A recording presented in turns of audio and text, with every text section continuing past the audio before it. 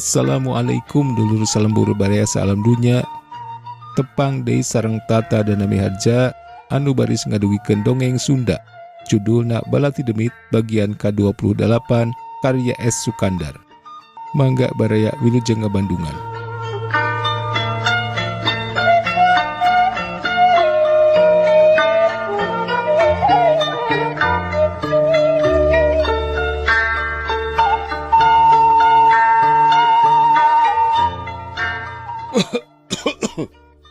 Sadanu batuk di luar, atuh di jero bedeng ting lalieu kana panto. Saha? Cek jangkat mak nanya ti jero. Puring. Walau nu ti luar, bari kadenge sadana tuluy unggah kana golodog, bray nyurungkeun panto kameneran teu ditulakan. Ih geuning hadi, kamarana atuh ari batur. Cek jangkat mak bari ngareret kanu anyar datang. Aya di luar, geuning tos aya tamu, tos lami. Hadi nyodorkeun leungeun ngajak sasalaman ka Ugin sarta geek diuk. Nya baraya ti Bandung, ulasina di luar atuh kadede we kitu heula. Ceuk jangkat mak. Sabara urang nu geus guyub tadi teh wae. Nya limaan kagenep kuring sadeui atuh. Reug-reug lah sakitu ge. Ari akang kumaha bade ngiring atanapi bade ngantosan wae di dieu. Jangkat mak malik mencrong ka Ugin. Nya kumaha pribumi we ari cara akang mah walon Ugin. Punten we Kang, ulah upamingan saukur bade tuturut mending mah sok barabe engkena. Geus kapalang buron piraku we maka aya basa tuturut mending sagala. Cek Ugin ngayakinkeun ka jangkat mah jeung batur-baturna. Di luar paek mongkleng meded pika keungeun, bentang-bentang ge ka tembongna teh ngan ukur hiji dua. Sedang angin gunung ngahiu kawas nu nyiwitan kulit. Nu ka tembong caang teh ngan saukur di wewangunan pabrik bae. Kitu oge adalah bah nu kahieuman kurung gunukna tatangkalan nu galede mah sarua poekna. Curingkang, curingkang. Ringkang nu leumpang ting sulumun patutur-tutur. Kuliwed kanu poek ngolebat. Gebeg ngagebeg bari ngarandeg. Da mireungeuh aya ringkang awewe tiluan kaluar ti warung. Reg deui ngarandeg bangun ngaregog, da puguh itu ieu oge papada culang cileung, sieun aya nu nangenan. Kerit benceh disada dina bilik, ditembalan ku sora jangkrik tambur rada beh jauh. Kelaprak lalai nyabet kana tangkal huni nu buahna geus arasak. Gebeg anu laleumpang ku kuliweudan teh ngarandeg beriting lalieuk, sedang leungeun ngararampa babawa anak-anak bisi aya kumaonam. Tapi di dago-dago sidik tayana naon. Keteyep di laleumpang ku kuliweudan kana tatangkalan. Curingkang tibeh jauh aya nu lelempangan bari manggul bedil. Sidik nu ngajaga pos atuh regog deui anu ku kuliweudan teh pating raregog darepong sieun kabireungeun. Sanggeus seubeuh bulak-balik, bus deui nu jaga teh asup ka garduh pangjagaanana. Kawas mah ngerasa tiris atawa ngerasa keung peuting eta mah.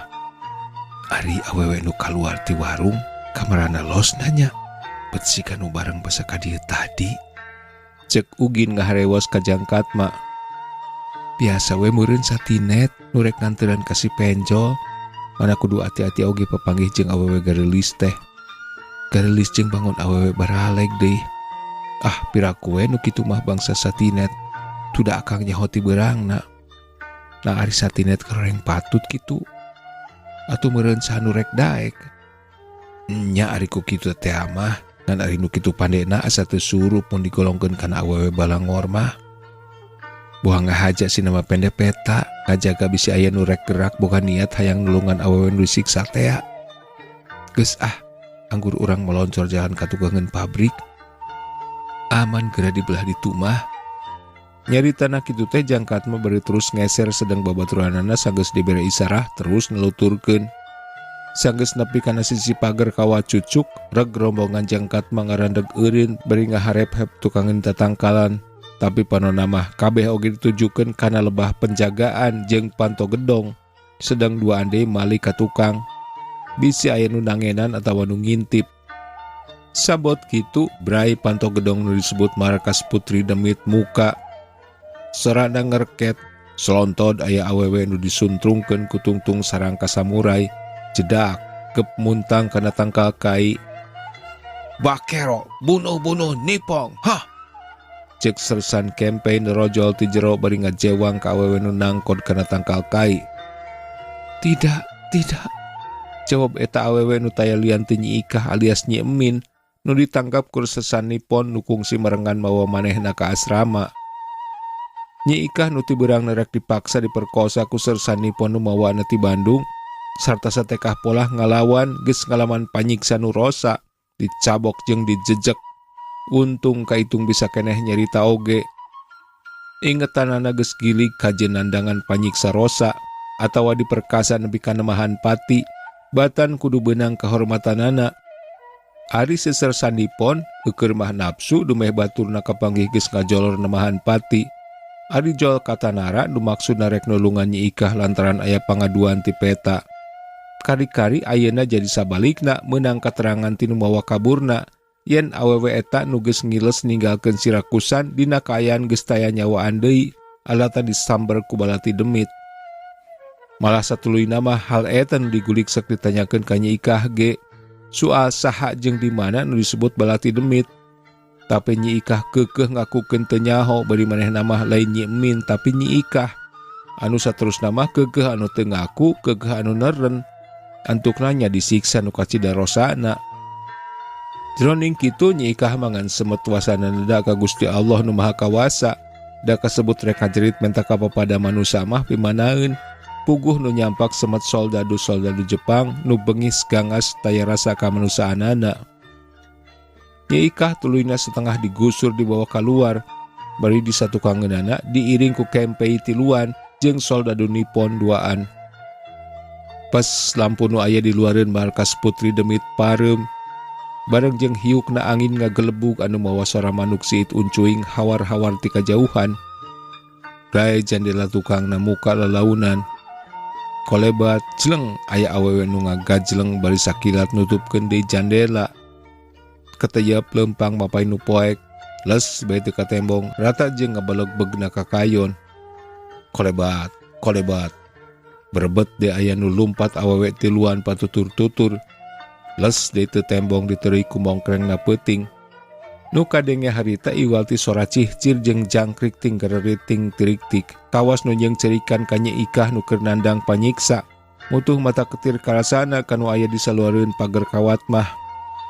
Keak. Koreak ngadadak ngalayang nyabet ka lebah dinya. Anu dituturkeun ku manuk siit uncuing anu euteup dina luhureun suhunan bari ngelak di sada. Kawas anu ngabejaan yen moal lila deui baris aya nu dicabut nyawana. Seor. Kana tangkal kai sadanu ngawuran ku keusik. Bakero. Cek si Jepang tapi maranehanana ngadadak curinghak ngadenge aya nu nyeor kana tangkal kai. Sedang dina luhur suhunan siit uncuing tetep ngelak matak pika keungeun. Atuh Jepang teh ting lalieu ka luhur bari silih reret jeung pepada baturna. Kawasna bae maranehna oge hayang buru-buru nganggeuskeun tugasna jadi logojo. Sanajan karasa bari jeung ting puriding ku kasieun. Solonto Nyi Ikah nyolonto di tongtak, cetruk sukuna ti tajong, lug labuh bari tuluy dijewang ditangtungkeun deui. Sarta gampleng ditampilingan. Leng Nyi Ikah katuralengan bari nyuuh kana tangkal kai. Sabot kitu bret ditukangkeun pabrik aya nu megat-megatkeun pager kawat cucuk ku gunting. Berebet sika aya nu lalumpatan patutur-tutur kuliwet nyalingker kanu poek. Serepet kolebat di katemposi sersan kempe nyebut pedang samurai. Tapi barang jeung dihembatkeun kana punduk Nyi Ikah kalawan ngan sakilat pisan siet sleb. Balati miheulaan nancep kana pundukna. Dayagdag, bru bae nyuuh bari gegerungan.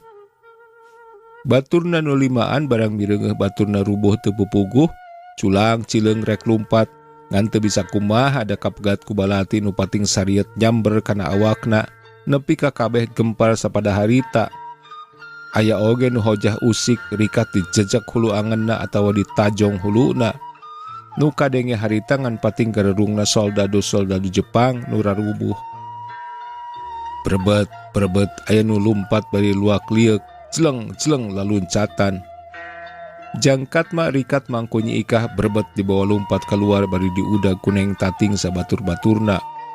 Dor, dor, sadasara bedil dibekaskeun ka luhur. Kawasna bae nu kapapancenan ngajaga keamanan, brek jangkat macingogo. Atuh kaudag kuneng tating jeung batur-baturna nu neug-treug teu malire kana soal bedil. Srebet, srebet, batur-baturna jangkat mangahalangan neng tating. Berebet di jangkat malumpat bari manggul Nyi Ikah kanu poek.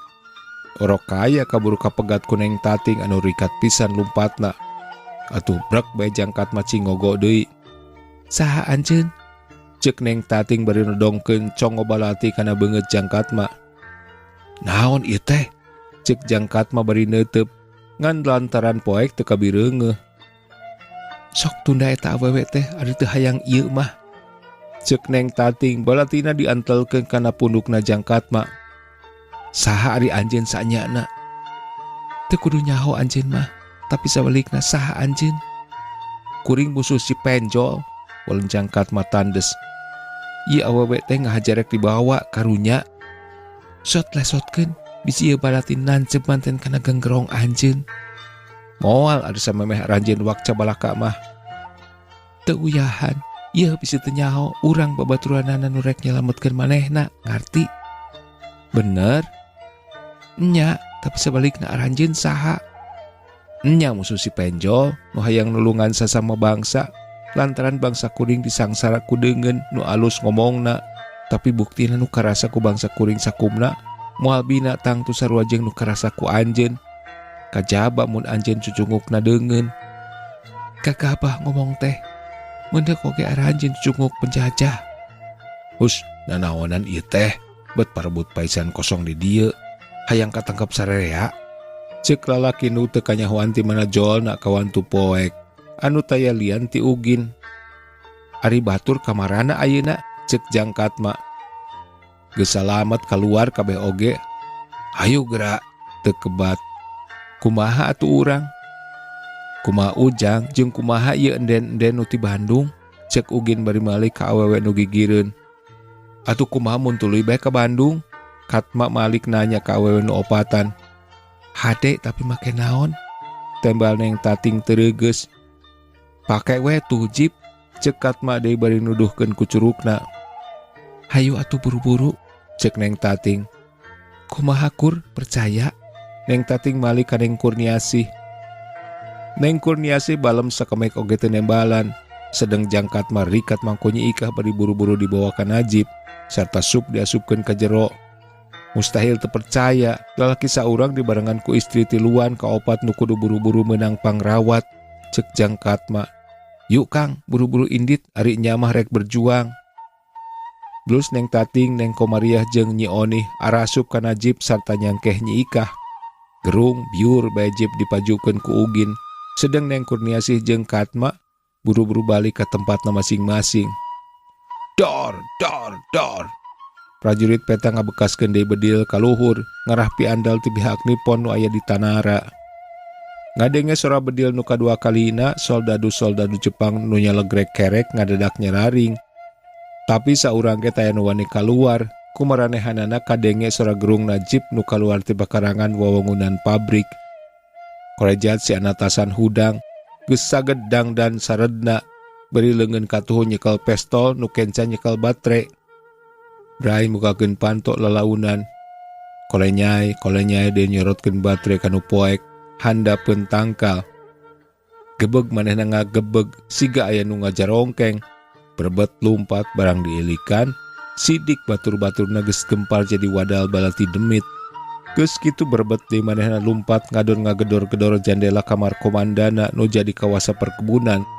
Sanggeus nyaring sarta ngadenge sora si anatasan buru-buru kaluar. Geus dibejaan kalawan make kimono, berbet manehna lumpat ka kantor ceg kana telepon. Teu jalan da kawatna geus aya nu ngagunting. Atuh satengah dibebeutkeun, berebet deui muruka baturna nu geus gempar. Tetela batur-baturna nu geus jadi wadal teh nu tadi mariksa Nyi Ikah. Sakedapan manehna ngahuleng, geus kitu belecet ka markas Putri Demit. Kasampak pantona molongo, Nyi Ikah geus eueuh ti kamar urut ngeremna. Nu ayangan ukur neng kurniasih nu nyaring dan dihudangkan serta jebet ditampiling berja motrot teu ngomong. Tidinya berbet dilumpat ngagedor-gedor sakur soldado Jepang nu pancen di perkebunan. Sanggeus dibariskan bari dicarekan lak-lak dasar teu kaliwat gampleng-gampleng bari ditampilingan.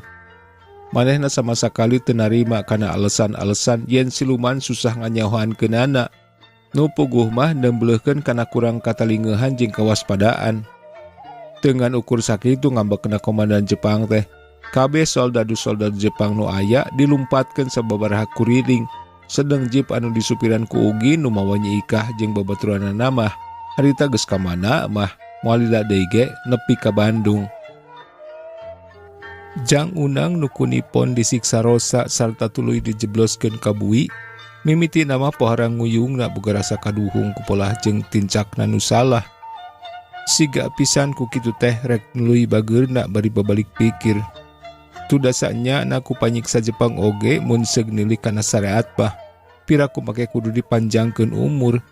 Tapi kawasna pangeran masih keneh marengkeun kudu panjang lalakon jeung merelongkrang ka Jang Unang pikeun tobat jeung ngomean tincak sarta kalakuanana anu salah supaya bisa nebus dosa nu enggeus-enggeus. Kitu eta oge ari niatna mah malah dina mangsa keur nandangan panyiksa ti soldadu-soldadu Jepang oge. Ongkoh batina ngajerit muntang manteng naneda panang tayungan pangeran maha leuwih jeung maha asih ka makhlukna. Leuwih tina nada kana jihad pangdoa na tinu jadi kolot nu rumasah henteu diturut sagala rupa piwurukna. Karasa nyeri perihna bari karasa deui larawirangna. Tu da moal aya jelema anu penal ka ngaranan geus asup ka bui bari disebut jelema hukuman mah. Keur kitu mah manehna make ras inget sagala. Lang-lang munana ngacacang asa bruh breh narembongan pangalamanana anu geus kasorang teh teu beda ti layar bioskop ngalakonkeun dirina pribadi. Anu panglilana ka tembong bae mani asa napal dina kongkolak panon. Mang ajengan nu kungsi ngajar jeung ngawurukan basa manehna keur cacarakan diajar ngaji. Kalangkang siga nu ngacung-ngacung curugna bari ngawawadian yen mun hirup hayang salamet bari dijauhkeun tina siksa akhirat. Kudu iman ka pangeran bari ngajalankeun sagala parentahna disagigireun nyingkahan sakur laranganana nu teu dipiridho ku anjeunna teh. Ari ieu boro-boro make ngajalankeun sakur piwuruk Mang Ajengan nu puguh mah dirempak sasat catang dirumpak tunggul iraru teh lain bebenjon. Anu halal diharamkeun nu haram dihalalkeun. Mimpi pitu dianut dipuhit bari jeung pokpek prak dijalankeun ku sorangan.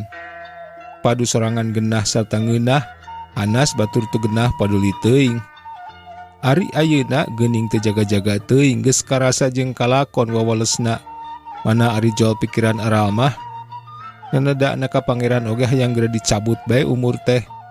Teu hayang lila-lila hirup teh ari kudu digagantelan ku wiwirang mah. Tapi memangna henteu kitu kayaan hirup di jero bui. Tangtuna oge keur karereaanana nu geus jadi bocokok gerot mah geus tuman jeung biasa larsup jadi eusi bui. Tak keur golongan nu geus kitu sifat jeung cupat namah kawas moal aya basa kaduhung terati heula atawa ringrang ku wiwirang di kolong catang. Nu puguh mah kalah kanambahan kareueus pikiran dirina. Da ieu kayakinanana nu geus kalampur ku pagawean maksiat. Dina parangna bisa kaluar deui ti pangbuyan teh pasti bakal leuwih dipikagimir jeung dipikasieun. Da aya talna kade si eta mah jelema anu geus teu sieun ku bui. Samarukna jelema anu boga julukan kitu teh alus. Teu nyahoeun tukangeun mah pada ngancunan pada ngajerbian. Boro-boro make cacampuran. Deukeut oge paparahna hayang ulah da sieun ka babawa. Memang Jang Unang teh keur waktu aya di lemburna mah waktu manehna jadi kibodan. Boga wibawa bari bisa mangaruhan ka batur saluhureunana ku jalan ngagunakeun rupa-rupa jalan pitenah. Tapi piraku model bocokok ku Cilo pantar Jang Unang nu kakarasa kali ngambek ka bui bari jeung boga rasa kaduhung. Make bisa mun kudu mangaruhan bocokok-bocokok gerot tukang bobok tukang tarok anu lain saeutik jumlahna. Mana teu aneh mun tuluyna mah Jang Unang teh ukur mangrupa cocokan atawa bahan gogonjakan tinu disarbut bocokok-bocokok gerot. Mun kabudak mah teu beda ti kabudak rodek hulu ngaranggapna teh. Mun keur hirup di luar pada ngarajenan pandemi kasera bari rajen sok aya nu nganteran upeti ngalapang asih ti manehna. Henteu kitu hirup di jero bui mah da jadi tibalik. Malah manehna nu kudu bisa ngajenan ka ditu ka dieu dina ayana kudu mere maweh ngalap ka nyaah, malar teu direweg dipagorenyangkeun teh. Tah kuloba campur jeung cacampuran kitu, mana teu beda jeung miceun uyah ka laut asupna jang unang ka pangbuyan teh. Mana satuluyna mah laku lampahna anu kumumu murukusunu bari boga rasa kaduhung ringrang ku wiwirang teh. Ngadadak puyar ngajarauhan deui. Kalindih ku tekad geus kapalang jadi jelema goreng nu geus moal aya ajen deui di masyarakat. Datang tu engkena oge moal boa padang ngeyehkeun padang hina. Komo ayeuna boga rasa dirina kuat dumeh kaliung kasiput ku nambahan batur pikeun pakumaha. Dina parengna mun geus aya di luar deui, cara tukang kadek tukang tarok geus kacorok jeung bocokok gerot geus bisa dalit. Tegesna henteu ngarasa keung teu ngarasa ringrang hariwang. Dina perluna piraku mun teu bisa dipuntangan. Adat kalakuan jadi purah ngaletakan bujur nu kasebut saluhureun ka wanina, akal ekol pikeun ngalap ka asih jeung kanyaahna. Cara kabiasaan nu dijalankeun ku jang unang di luareun pangbuyan teu pindo gawe di jero bui oge ku kitu mah karasa aya tulungna. Mana teu karasa leuwang barang manehna jung dipindahkeun ka Nusa Kambangan oge. Saji jalan gerah bunga taya riuk-riuk nu ngandung kabingung hirup ka di kumabehna. Memang geus jol mah ka pangbuangan Nusa Kambangan, karasa wegah seunggahna. Tudak kudu ngalakonan gawe berat anu kumanehna mah tacan kaalaman bari dimandoran ku soldadu Nippon nu kaceluk gangasna. Teu kaop gawe melencing sahaok kadua gaplok teh lain heureuy, entang-entanganana werat ngababukeun poh perbedil kana beungeut. Ari gawe lain enteng-enteng pagawean, nu ngabaku nutuhan kai kaleuweung bari sakalian jeung manggulanana ka tempat anu geus ditangtukeun. Nya jang unang teh ari teu ngarumasna mah, tudak keur di lembur ge kaleuweung teh teu sirikna dipake jalan ka cai. Atuh nampolan pisuluheun bari nanggunganana sakalian. Tapi henteu terus-terusan cara di Nusa Kambangan ayeuna. Nepi ka sapoe jeput gawe teh ngan nutuhan jeung manggulan kai-kai anu bareurat. Tak-tak geus lalecet jeung teu puguh rasa geuneunana. Bari teu meunang nyebutkeun capek atawa nyeri tak-tak, ari teu hayang dirangket ku hoe 50 kalimah kana tonggong. Tengah poe ereng-erengan karasana kana awak mandina reptep, kesang ngucur saluar awak. Ngarahuh bawa ningkut capek bari beuteung ku kurubukan menta eusi. Sedang digawe teu bisa pisan minge da puguh disaksian ku si penjol. Tah. Pinjol terus dikabungkurnya. Penjol misalnya pinjol. Teu bisa pisan minge da puguh disaksian ku si penjol nu ngajeleng bari sasamualan ngahuapkeun roti. Leguk nginum bangun nu nikmat. Piraku kumireungeuh kitu mun teu ngadadak ngahudang ngarakaca kana hate. Bari upama ngalawan lain lawan-lawaneun da puguh ranggeteng ku pakarang jeung lain sorangan deui. Bang Amat bocokok gerot urang Jatinegara nu dipika gimir jeung dipika serab ku sakabeh jalma hukuman. Mimitina katembong melencing digawena kawasna bae capeun tanagana dipeleter terus-terusan saban poe gawe berat nu lain bantrak-bantrakeun tanaga kolot pantar Bang Amat. Ongkoh ti penting keneh ngan guling gasahan kawas aya nu karasa. Malah isuk-isuk ge katembong bangun nu rumanggieung, dadakuna mah rada teu ngeureunah awak jeung nyeri cangkeng cenah. Mereungeuh kitu sersan Nippon nu harita ngajaga bari ngajeleng, cileulik nyampeurkeun ka Bang Amat bari ti poporongos. "Bakero, kerja-kerja tidak bangus." Pokna nyentak bari ngulangkeun hoe rek dipake ngarangket. Tapi ngan sakilat Bang Amat luncat bari ngarawel leungeun si sersan dipulilitkeun ka tukang bari direbut hoena. Jang unang nu mireungeuh eta kajadian teu cicingeun. Eukeur mah manehna anu pangdeuketna bareng jeung diulangkeunana hoe ku Bang Amat rek dibabukeun kana beukeut si sersan nu geus meringis sieuneun. Jang unang rikat luncat bari ngetig pigelang Bang Amat.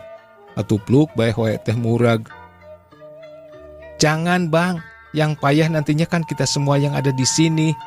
Jang unang ngahalangan, kahiji mangkarunyakeun ka Bang Amat anu cenah keur aya kanyeri. Kadua ngajaga bisi matak nimbulkeun huru-hara. Katiluna hayang nyieun jasa ka Nippon. Tapi teu kitu anggapanana Bang Amat mah. Disangkana jang unang teh ngahalang-halang mangmeunangkeun ka Nippon jeung hayang mecak pangabisa sarta kawani manehna. Anu matak terus malik bari melotot satapok ngomong pinuh nafsu.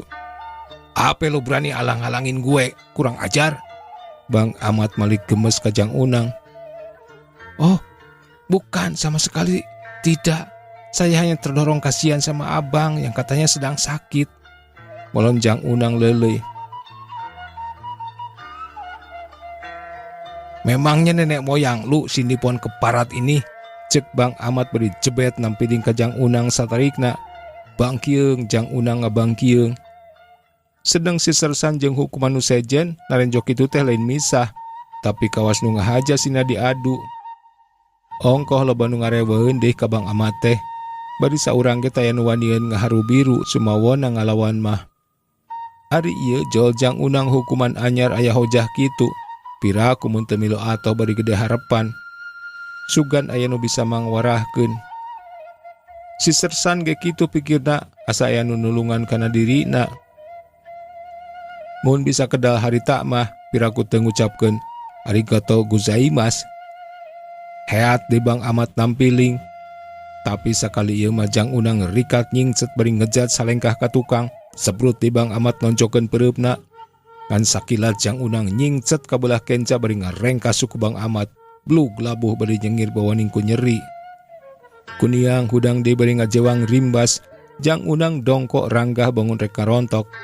Heat rimbas dihembatkeun kana sirah Jang Unang. Cep nancep kana catang dari rikat nu nyingset bari najong bobokongna.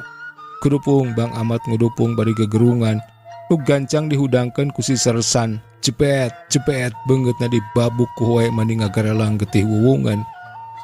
Geus kitu mah nu dipake miris jeung gimir ku sakur hukuman teh ngagilir ka Jang Unang hukuman nu anyar. Atuh si Sersan ge tuluy mah malik nyaah ka Jang Unang bari mere pagawean ge teu berat teuing. Sedeng Bang Ahmad ditibanan hukuman nu leuwih berat deui sinang ngunjalan kai menang nuaran ku sorangan. Ku kituna Jang Unang asa manggih kesempetan pikeun ngadeukeutan nipon. Lumah lameh ngaletakan bujurna ngalap ka nyaah. Dibelaan purun diadukeun jeung batur sorangan. Mun parang aya nu basangkal perlu diperuhkeun. Mana teu aneh mun awakna loba cacadna. Malah pipi kencana ge cacat tapak dikaut ku arit. Malah tuluy namah diganjar pangampura ku pihak nipon. Jang Unang teh dikaluarkeun tina hukumanana. Dasar nu gejul, dibere sajengkal menta sasiku. Ngingetkeun balik ka lembur ge taya gunana moal manggih pangajian deui kawas bareto. Mana memeh jung indit ninggalkeun nu sakambangan teh. Manehna nyoba-nyoba bari setengah ngurihit ka si Sersan nu geus asa kahutangan budi. Malar bisa ngajejehkeun pikeun asup jadi heho. Bari moal mungpang rek ditempatkeun di mana bae oge. Kahudang ku kahutangan si Sersan teu hararese nya sok mere surat sacuwir. Sodorkeun ka nipon babaturanana nu kabeneran jadi komandan heho di Bandung. Geus kitu mah kakara Jang Unang gerah. Mulang asa ngalongkewang teh digantelan ku wiwirang. Sabab dina perang nabalik ka lembur teh bakal geus make pakaian heho moal eleh-eleh teuing ku darta nu geus jadi budan copeta.